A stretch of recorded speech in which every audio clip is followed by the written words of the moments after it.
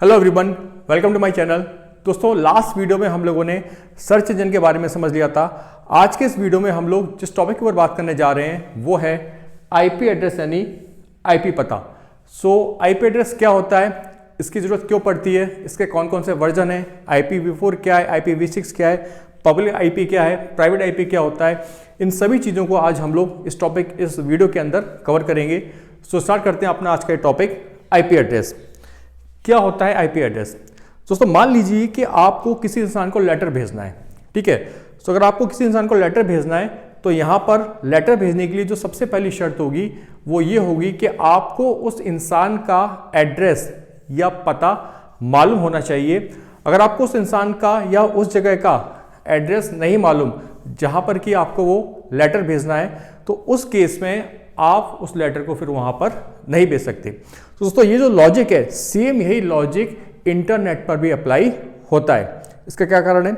इसका रीजन ये है दोस्तों कि जो इंटरनेट है, हम लोग ऑलरेडी जानते हैं कि इंटरनेट आपका एक वैश्विक नेटवर्क है, एक ग्लोबल नेटवर्क है जो दुनिया भर के नेटवर्कों को आपस में जोड़ता है। दुनिया भर के यानी पूरे वर्ल्ड में आपके जितने भी नेटवर्क हैं वो आपस में इंटरनेट की मदद से ही आपस में कम्युनिकेट कर पाते हैं, यानी बातचीत कर पाते हैं। अगर सिंपल वर्ड में बोला जाए तो पूरी दुनिया में आपके जितने भी कंप्यूटर्स हैं, जितने भी सिस्टम हैं, वो इंटरनेट की मदद से ही आपस में बातचीत कर पाते हैं, डेटा इन्फॉर्मेशन को एक्सचेंज कर पाते हैं। इंटरनेट की वजह से ही पूरी दुनिया की जो आपके सिस्टम्स है, कंप्यूटर्स हैं, उनमें आपस में कम्युनिकेशन हो पाता है, ठीक है। दोस्तों, यहाँ पर इंटरनेट पर जो अलग अलग डिवाइसों के बीच में कम्युनिकेशन हो रहा है, बातचीत हो रही है, डेटा इन्फॉर्मेशन को एक्सचेंज किया जा रहा है, ये तभी पॉसिबल है दोस्तों जब इन सभी डिवाइसों की एक विशेष पहचान हो, एक स्पेसिफिक आइडेंटिटी हो, जिसकी मदद से इनको इंटरनेट पर अलग अलग पहचाना जा सके, यानी इनको अलग अलग आइडेंटिफाई किया जा सके कि भाई ये कंप्यूटर अलग है और ये कंप्यूटर अलग है। बिकॉज अगर इन सिस्टम्स की, इन कंप्यूटर्स की अलग अलग पहचान निर्धारित नहीं होगी तो फिर उनके बीच में हम बोल सकते हैं कि नहीं भी दो सिस्टम के बीच में फिर आप कम्युनिकेशन नहीं करवा सकते, उनके बीच में आप सूचना का आदान प्रदान नहीं करवा सकते, ठीक है। इंटरनेट पर अलग अलग डिवाइसों के बीच में सूचनाओं का आदान प्रदान करवाने के लिए जरूरी है कि उनकी एक ऐसी विशिष्ट पहचान हो जिसकी मदद से उनको नेटवर्क पर यानी इंटरनेट पर अलग अलग पहचाना जा सके, ठीक है। दोस्तों, यहाँ पर हमारे काम आता है आईपी एड्रेस, जिसे कि आप इंटरनेट का आधार भी बोल सकते हो। आईपी एड्रेस बेसिकली एक डिजिटल पहचान है, एक डिजिटल आइडेंटिटी है जिसकी मदद से इंटरनेट पर डिवाइसों की अलग अलग पहचान की जा सकती है, उनको अलग अलग आइडेंटिफाई किया जा सकता है, ठीक है। बेसिकली दोस्तों, ये जो डिजिटल पहचान है, यहाँ पर डिजिटल पहचान से मतलब एक विशिष्ट संख्यात्मक पहचान से है जो इंटरनेट पर प्रत्येक डिवाइस को सौंपी जाती है। क्या मतलब है इसका? देखिए, विशिष्ट संख्यात्मक पहचान से मतलब है कि जो आपके आईपी एड्रेस होते हैं उनमें नंबर्स की एक स्ट्रिंग पाई जाती है, कुछ इस तरह की, ठीक है। तो जो आपके आईपी एड्रेस होते हैं कुछ इस तरह के फॉर्मेट में वो पाए जाते हैं और इंटरनेट पर जितने भी डिवाइसेस होते हैं उन सभी को ये आईपी एड्रेस प्रदान किए जाते हैं, ठीक। साथ ही ये जो आपके आईपी एड्रेस है, इनकी मदद से ही इंटरनेट पर प्रत्येक डिवाइस किसी भी दूसरे डिवाइस के साथ बातचीत यानी कम्युनिकेट कर सकता है। क्लियर है? इसके अलावा दोस्तों, अगर देखा जाए तो इंटरनेट पर ना केवल लाखों करोड़ों कंप्यूटर जुड़े हुए हैं बल्कि हजारों लाखों राउटर्स कनेक्टेड हैं, हजारों लाखों करोड़ों आपकी वेबसाइट्स इंटरनेट से कनेक्टेड है। इंटरनेट को भी कोई ना कोई एक ऐसा तरीका चाहिए, ऐसा रास्ता चाहिए जिससे वो इन सभी की अलग अलग पहचान कर सके, इन सभी को अलग अलग आइडेंटिफाई कर सके। इसके लिए जो आईपी है यानी जो आपका आईपी एड्रेस है वो इंटरनेट को रास्ता प्रदान करता है जिसकी मदद से इंटरनेट इन सभी कंप्यूटर्स की, राउटर्स की या वेबसाइट्स की अलग अलग पहचान कर सकता है, ठीक है। नटशेल में हम बोल सकते हैं कि जो आईपी एड्रेसेस हैं वो एक प्रकार के यूनिक एड्रेस होते हैं जिनकी मदद से इंटरनेट पर डिवाइसों की, क्या बोल सकते हैं, इंटरनेट पर या किसी लोकल नेटवर्क पर डिवाइसों की अलग अलग पहचान की जा सकती है, उनको अलग अलग आइडेंटिफाई किया जा सकता है। जो आईपी एड्रेस होते हैं यही बेसिकली आपके वो आइडेंटिफायर होते हैं that allows information to be send between devices on a network, यानी नेटवर्क पर जो डिवाइसेस हैं उनके बीच में जो इंफॉर्मेशन को भेजा जा रहा है, तो उस इंफॉर्मेशन को भेजे जाने की जो अनुमति है वो बेसिकली आईपी एड्रेस ही प्रदान करते हैं। क्लियर है? सो आईपी एड्रेस क्या है, ये अब आपको एक अंदाजा लग गया होगा कि आईपी एड्रेस का मतलब क्या होता है। ठीक है, इसके बाद दोस्तों अब हम समझेंगे कि जो आपके आईपी एड्रेस हैं वो काम करते कैसे हैं। देखिए, आप जो भी वेबसाइट पर एक्सेस करते हो, आप जब भी आप किसी वेबसाइट पर जाते हो उसको एक्सेस करते हो, तो सबसे पहले आपका जो डिवाइस है वो एक रिक्वेस्ट भेजता है, एक अनुरोध भेजता है जिसमें आपके डिवाइस का आईपी एड्रेस और वो लक्ष्य वेबसाइट यानी वो वेबसाइट जिस पर कि आप जाना चाहते हो, तो उस वेबसाइट का जो आईपी एड्रेस है वो उस रिक्वेस्ट के अंदर शामिल होता है। ठीक है, इसके बाद ये जो रिक्वेस्ट है ये राउटर का जो नेटवर्क है उस नेटवर्क के माध्यम से गुजरती है।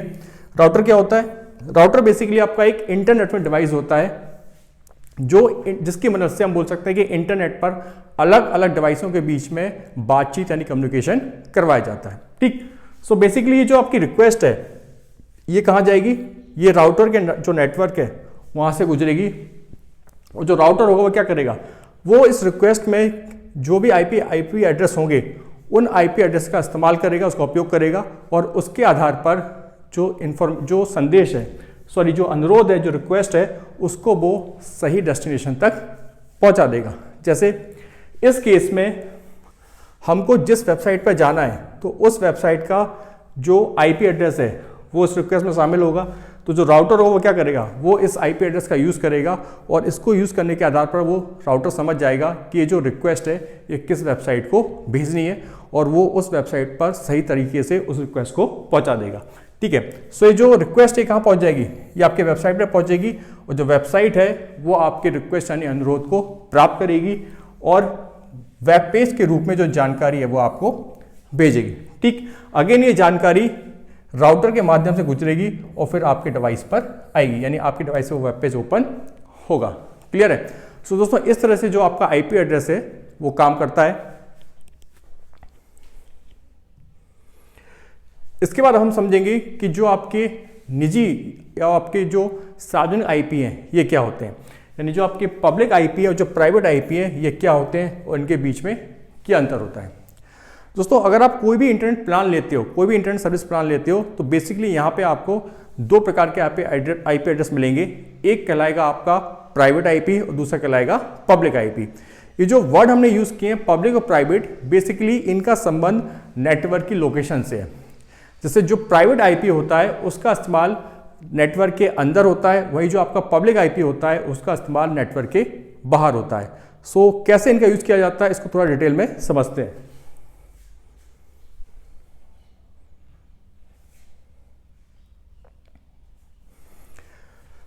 देखिए, मान लीजिए कि आपने अपने घर पे एक इंटरनेट कनेक्शन लगवाया। ठीक है, मान लेते हैं कि आपने जियो फाइबर का एक कनेक्शन लगवाया। सो जब आप अपने घर पर इंटरनेट कनेक्शन लोगे तो होगा क्या कि आपके घर पर इंटरनेट का एक नेटवर्क क्या होगा? तैयार हो जाएगा। ठीक, आपके घर का जो नेटवर्क तैयार हो जाएगा इंटरनेट का, और आपके घर में जितने भी डिवाइसेस होंगे, चाहे वो लैपटॉप हो, मोबाइल्स हो, प्रिंटर्स हो, डेस्कटॉप हो, जितने भी डिवाइसेस होंगे वो आपके उस घर के नेटवर्क से क्या हो जाएंगे? कनेक्ट हो जाएंगे। ठीक, अब आपके घर में नॉर्मली कोई एक डिवाइस तो होगा नहीं, बहुत सारे डिवाइसेस हो सकते हैं, कई सारे मोबाइल्स हो सकते हैं, कई सारे आपके लैपटॉप हो सकते हैं, आईपैड्स हो सकते हैं। सो आपके घर पे जो राउटर लगा होगा उसे कोई ना कोई ऐसा रास्ता चाहिए, उसे कोई ना कोई ऐसा तरीका चाहिए जिससे वो आपके घर का जो नेटवर्क है उसके अंदर जितने भी डिवाइसेस हैं उनकी वो अलग अलग पहचान कर पाए, उनको वो अलग अलग आइडेंटिफाई कर पाए। साथ ही दोस्तों, आपके घर का जो नेटवर्क है उसके अंदर जितने भी डिवाइसेस हैं तो ये डिवाइसेस आपस में एक दूसरे के साथ कम्युनिकेट कर पाएँ, तो उसके लिए भी जरूरी है कि एक दूसरे को पहचानें, एक दूसरे को रिकॉग्नाइज करें, वरना ये आपस में कम्युनिकेट नहीं कर पाएंगे। सो इसके लिए दोस्तों आप जिस आईपी एड्रेस का यूज करते हो वो कहलाता है आपका प्राइवेट आईपी एड्रेस। यानी होता क्या है कि इस केस में जो आपका राउटर होगा वो क्या करेगा? वो आपके घर के नेटवर्क के अंदर जितने भी डिवाइसेस होंगे उन सभी डिवाइसेस के लिए वो एक एक प्राइवेट आईपी एड्रेस जनरेट कर देगा। ठीक है, जैसे मान लीजिए इस केस में आपका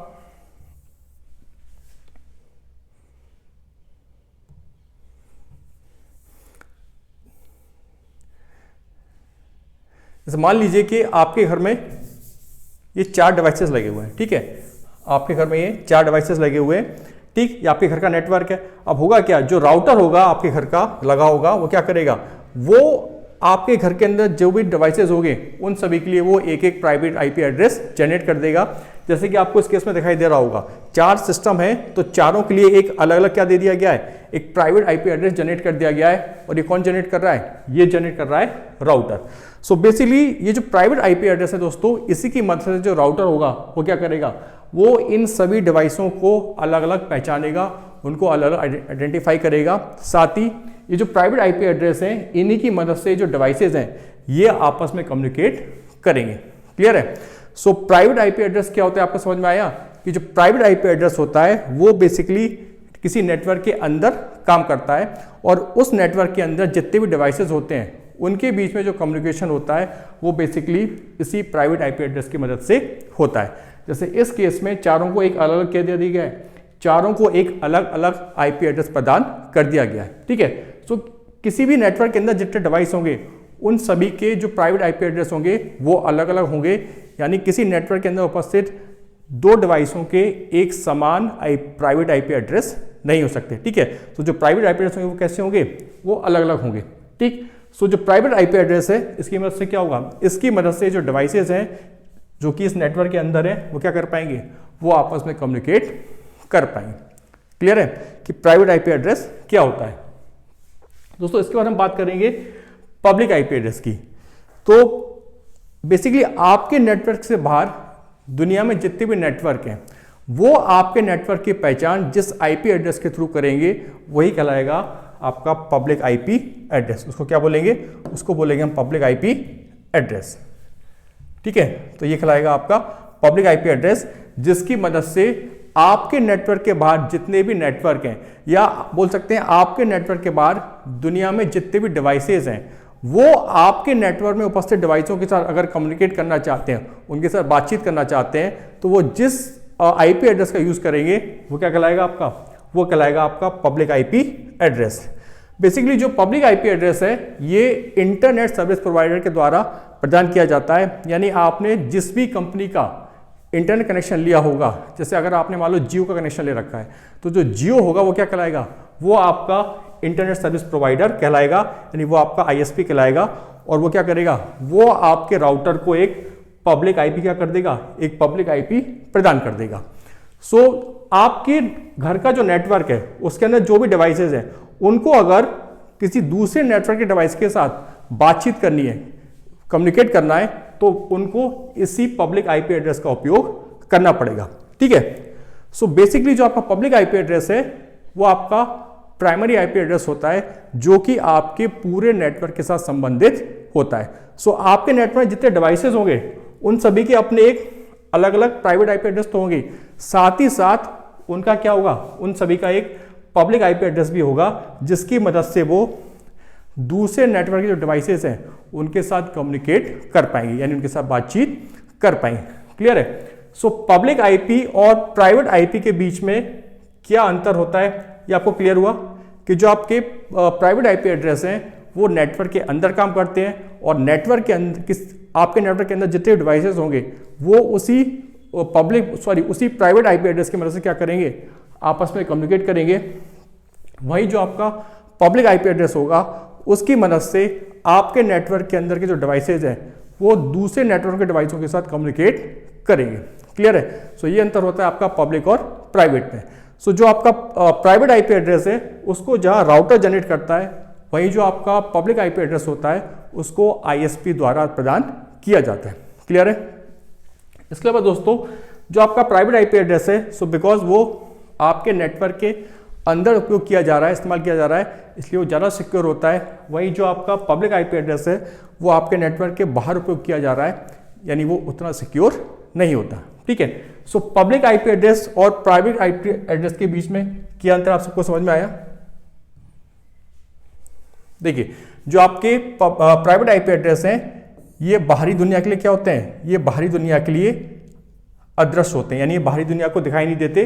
वही जो आपका सार्वजनिक आईपी एड्रेस होता है, यानी आपका जो पब्लिक आईपी एड्रेस होता है, ये बाहरी दुनिया के लिए क्या होते हैं, दृश्यमान होते हैं, यानी इसी के माध्यम से जो बाहर के नेटवर्क हैं वो आपके नेटवर्क की पहचान कर पाते हैं। क्लियर है। आगे बढ़ते हैं।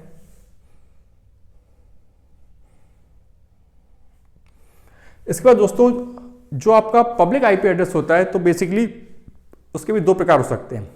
एक है आपका डायनेमिक और दूसरा है आपका स्टैटिक। डायनेमिक का मतलब है कि आपके ऐसे पब्लिक आईपी एड्रेस जो लगातार क्या हो, बदलते रहें। सो ऐसे एड्रेस जो लगातार बदलते हैं वो कहलाते हैं आपके डायनेमिक आईपी एड्रेस। और ऐसे पब्लिक आईपी एड्रेस जो कि बदले ना, जिनमें बदलाव ना हो, जो हमेशा एक ही बने रहें, वो कहलाते हैं आपके static IP address. So basically हम लोग जिन आईपी एड्रेस को यूज़ करते हैं, हमारे जो पब्लिक आईपी एड्रेसेस होते हैं वो कौन से होते हैं, वो डायनेमिक प्रकार के होते हैं। यानी हमको आईएसपी जो पब्लिक आईपी एड्रेस प्रदान करता है वो लगातार बदलते रहते हैं। जैसे मान लीजिए आप अपने राउटर को बंद करो और दोबारा उसको ऑन करो, तो हो सकता है कि आपका जो पब्लिक आईपी एड्रेस है वो क्या हो जाए, वो बदल जाए। इसी तरह अगर आपने मोबाइल का डेटा बंद करते हो और अगर दोबारा चालू करते हो तो हो सकता है आपका जो पब्लिक आईपी एड्रेस है वो क्या हो जाए, वो आपका चेंज हो जाए। सो बेसिकली जो आपका आईएसपी होता है उसके पास एक तरह से मान सकते हैं बहुत बड़ा पूल है किसका, आईपी एड्रेसेस का, और वो इन पूल्स में से अलग अलग समय पे आपको अलग अलग आईपी एड्रेस प्रदान करता रहता है। सो ऐसे जो आपके पब्लिक आईपी एड्रेस होते हैं जो कि बदलते रहते हैं वो क्या कहलाते हैं, वो कहलाते हैं आपके डायनेमिक आईपी।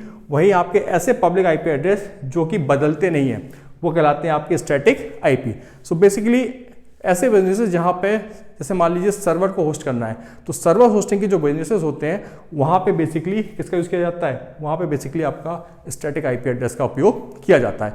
बट आम लोगों के लिए ये यूजफुल नहीं है। हम लोग किसका यूज़ करते हैं, हम लोग डायनेमिक आईपी एड्रेस का यूज़ करते हैं। बिकॉज जो डायनेमिक आईपी एड्रेस है इसकी वजह से क्या होगा कि लगातार ये बदल रहा है, इसलिए इसको ट्रैक कर पाना भी आसान नहीं होता। तो ये क्या होंगे, ये आपको ज़्यादा सुरक्षा प्रदान करते हैं। क्लियर है। इसके बाद दोस्तों हम देखेंगे कि जो आपके आईपी वर्जन है IPv4 और IPv6 वो क्या है। देखिए जो आपका आईपी एड्रेस है वो बेसिकली दो फॉर्मेट में काम करता है। एक फॉर्मेट कहलाता है आपका IPv4 और जो दूसरा फॉर्मेट है वो कहलाता है आपका IPv6। तो जो आपका IPv4 है वो बेसिकली यूज करता है 32 बिट का, कितना, वो 32 बिट का यूज करता है। वहीं जो आपका IPv6 है वो 128 बिट पते का उपयोग करता है। सो सबसे पहले हम समझेंगे IPv4 को।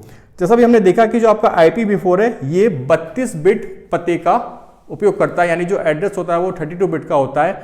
सो हो क्या रहा था कि इंटरनेट की दुनिया में जो डिवाइसेस थी उनकी संख्या लगातार बढ़ती जा रही थी और इतनी ज़्यादा संख्या हो चुकी थी कि जो आपका ये IPv4 वर्जन है इसमें जो आईपी एड्रेस प्रदान किए जा रहे थे वो सीमित हो चुके थे, है ना। यानी जितने ज़्यादा डिवाइसेस थे उन सभी को आईपी एड्रेस प्रदान करने में क्या आ रही थी, दिक्कत आ रही थी।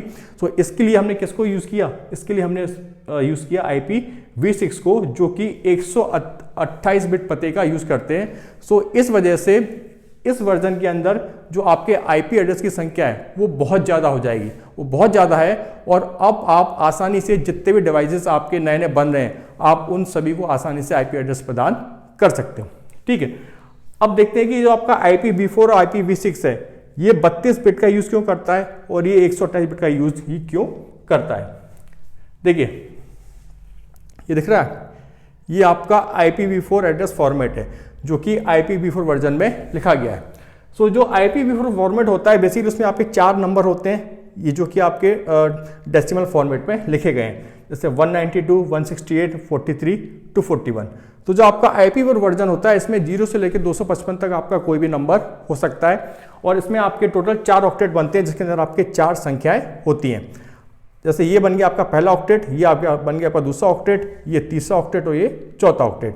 तो देखिए ये जो आपका पहला ऑक्टेट है यानी जहाँ पे 192 लिखा हुआ है, अगर आप इसको बाइनरी फॉर्मेट में बदलोगे, अगर आप इसको बिट्स के फॉर्म में बदलोगे तो बेसिकली यहाँ पे 8 बिट के बराबर का क्या आएगा, आपका एक नंबर आएगा कुछ इस तरह से।